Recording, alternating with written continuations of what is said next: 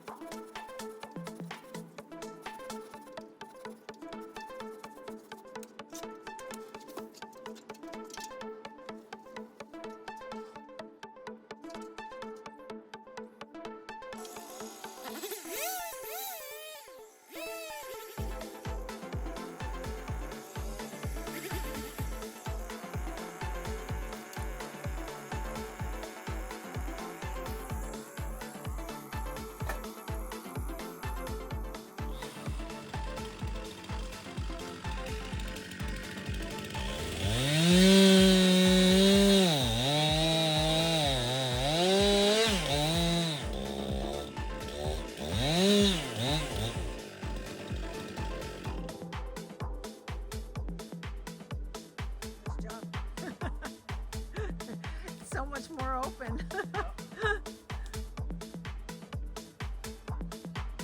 So again, there is nothing wrong with this tree, sadly. It's very healthy. It's just the wrong tree in the wrong place. So right plant, right place really does make a difference. So we're gonna swap it out with something else that's not here yet. I special ordered something from Isley Nursery. Not sure exactly when it'll be here, but obviously we have to get the stump out, so a little stump grinding. And then I can reorganize this whole area. We'll get the fountain put back up. I might even remove one of these 3 tough stuff hydrangeas that are really kind of smothering each other. We'll just have to see. Sometimes you need a clean palette. So my fault that I put this here, and it grew way bigger and quicker than I thought it would. It's just, again, just like the spruces in the back, just didn't have enough light on the back side. So I'll let Sean continue on with his work.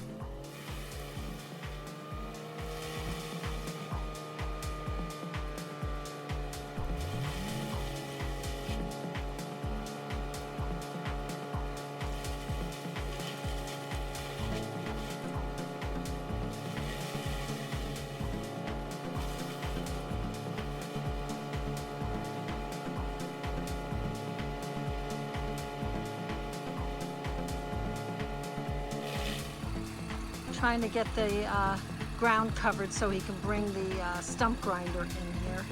Being very, very careful. I'll give you a link to Sean's contact information.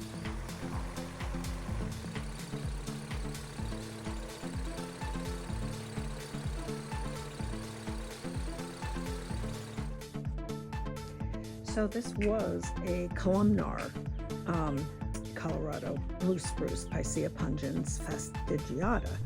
Should grow 15 to 20 feet tall by 3 to 6 feet wide. It's gotten really wide, obviously. It's great for privacy in narrow spaces, but it really needs full sun. And as my river birches have grown up and up and up and up and up, they have blocked a lot of the sun. So it hasn't done that well in the last couple of years, which is why we're taking it out.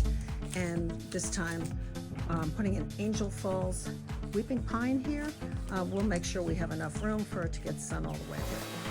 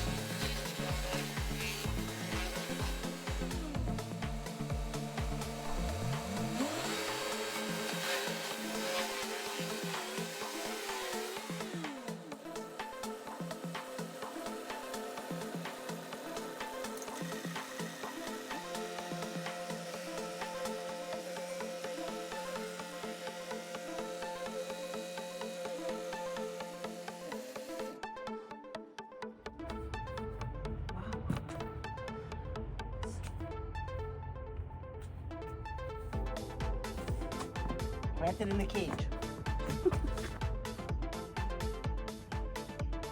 Okay, this is why you don't put a cage around trees. I'm sorry, take the cage off. You can leave the burlap, but you need to take the wire cages off. This is a perfect example.